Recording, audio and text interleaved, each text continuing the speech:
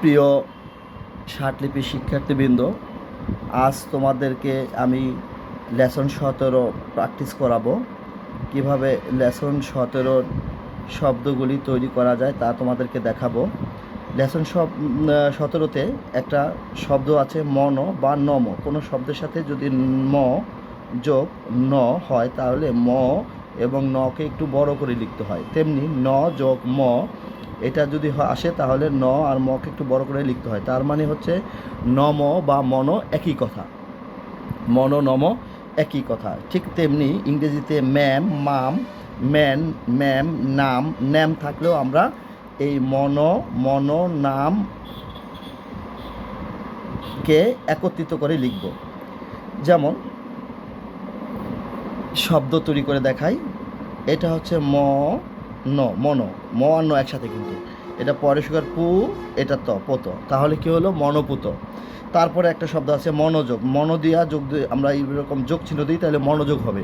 এটা কিভাবে হলো তোমাদেরকে দেখাচ্ছি। তা হচ্ছে যদি কোনো শব্দের সাথে যোগ কথাটা থাকে, যোগ, তাহলে আমরা যোগ চিহ্নটা দিব। যেমন সুযোগ, ও দেওয়া যোগ চিহ্ন দিলে অভিযোগ, গোল চিহ্ন দিয়ে গোল চিহ্ন দিলে যোগ চিহ্ন দিলে গোলযোগ। তেমনি মন দিয়া যদি যোগ চিহ্ন দিই মনোযোগ। এই লেসনটা আমরা সামনে পাবো। তারপর হচ্ছে মন, এটা নাম ভাব। ভাবটা কিভাবে হলো? ভাবটা হলো একটা এসের মতো দেখতে। ভাবটা কিভাবে হচ্ছে সেটা তোমাদেরকে দেখাচ্ছি। ভয়াকার ভাব, বব, ব্যাব বা বিব যদি থাকে কোনো শব্দের সাথে তাহলে ব এবং ভকে সংযুক্ত করে লিখতে হয়। ব এবং ভ দেখতে একটা এসের মতো, এটা ব, এটা ভ, এসের মতো। এটাকে ছোট করে নিয়ে আসবো, এস, মনোভাব। তেমনি স লেখা বিভব দিলে স্বভাব, ও দিয়া বিভব দিলে অভাব, প্র দিয়া বিভব দিলে প্রভাব, তেমনি মন দিয়া বিভব দিলে মনোভাব। এবার মন, এটার সাথে রম, র ম, মনোরম, মনোরম। এটা হচ্ছে নমপেন হচ্ছে যেটা কম্বোডিয়ার রাজধানী, যেটা সেটা হচ্ছে নমপেন। এই নমপেনটা এইভাবে লিখব। তারপর হচ্ছে নমস্কার, এটা নমস, এটা কারটা কীভাবে হলো তোমাদেরকে দেখাচ্ছি। যদি কোনো শব্দের সাথে কার বা কে থাকে তাহলে আমরা কি করব, রটাকে আলাদা করে দিব। যেমন আ, এটা কার, এটা বে, এটা কার, এটা স্বর, এটা কার, এটা প্র, এটা কার। তেমনি নমস্কার, রাজি, নিমরাজি, শকে কাইটা দিলে হবে নমস্য। তারপরে হচ্ছে মন্দির, মনা, এখানে এখানেও আছে। নামীয়, মনস্থির। তারপর হচ্ছে মনপরাণ, মনন মানে মনোনয়ন, এখানে তিনটা আছে। মনস মানে মানস, মনোবিজ্ঞান মানে মনোবিজ্ঞান। তারপরে আমরা বাক্য তৈরি করে দেখাই। মনোরম পরিবেশে, দীর্ঘর, মনপরাণ দ্বারা ভগবানকে নমস্কার কর, মনস্থির করে মনোবিজ্ঞান মানে বিজ্ঞান পর। নমপেন কম বোর্ডার মানে বডিয়ার রাজধানী, মনোভাব ব্যক্ত কর, মনোযোগ চিহ্ন মনোযোগ, ও উপর একটা হ দিলে সহ শুনি। মনস মানে মানস, নামার মানে নামের, ছেলেটি সকলের, মানে মান, রক্ষা এটা দিলে হবে রক্ষা, করলো।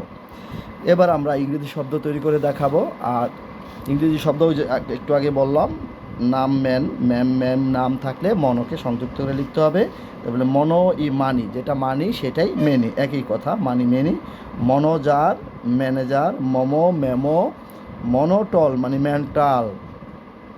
এবং আরেকটা কথা বলে রাখি, ম্যান নাম এগুলির মধ্যে যে আকার হোক আর ইকার হোক এগুলি কিন্তু অমিট হয়ে যাবে, এগুলি কিছুই থাকবে না। হ্যাঁ, এবার মনিস্টার মানে মিনিস্টার, মনার মানে ম্যানার, মরি মানে মেমোরি, মিনিমাম, মনোরাল, মিনারেল, ম্যানশন, এই এখানে একটা নতুন রুলস আসছে, যদি কোনো শব্দের সাথে TION শন থাকে তাহলে শটাকে আমরা কি করব, সংযুক্ত করে দেব। রেশন, অ্যাকশন, টেনশন, তেমনি মেনশন। মমবর, মেম্বার। তারপরে হচ্ছে রমবর, রিমেম্বার। মোনাক, মোনাক রেপ দিলে মোনার। মনোপুলেট, মনোপুলেট। মনিটর, মনো মানে উমেন, উমেন। এবার আমরা বাক্য তৈরি করব।